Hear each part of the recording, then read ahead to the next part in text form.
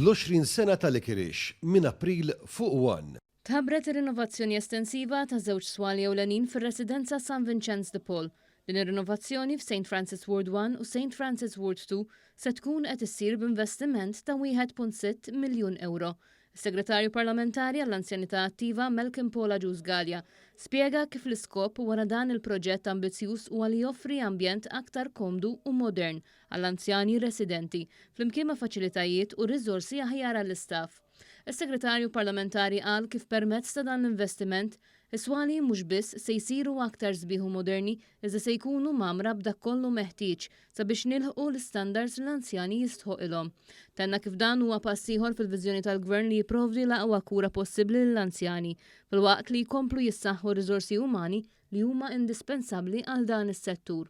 Iż-żewġ swali li jkopru total ta' 2000 metru kwadru se jsirilhom tibdil strutturali estensiv li jinkludi l-espansjoni ta' spazji komuni, kmamar akbar u aperturi ġodda. Ix-xogħlijiet jinkludi s-sistema ta' arja kundizzjonata ġodda, servizzi ta' ilma u drenaġġ imtejba u sistema ta' ossiġnu mediku li se jwassal l-ossiġnu direttament fil-kmamar. Din ir-rinnovazzjoni tagħti wkoll attenzjoni partikolari l-ħtiġijiet tal-anzjani bid-dimensja bi kmamar tal-banju aċċessibbli u privati f'kull kamra dan biex l-ambjent tar-residenza joffri l-aqwa kwalità tal-ħajja lill-anzjani. Il-tlestija ta' dan il-proġett hija skedata għall-aħħar ta' din is-sena fejn anzjani residenti se jkunu jistgħu jgawdu minn dawn il-faċilitajiet ġodda u imtejba.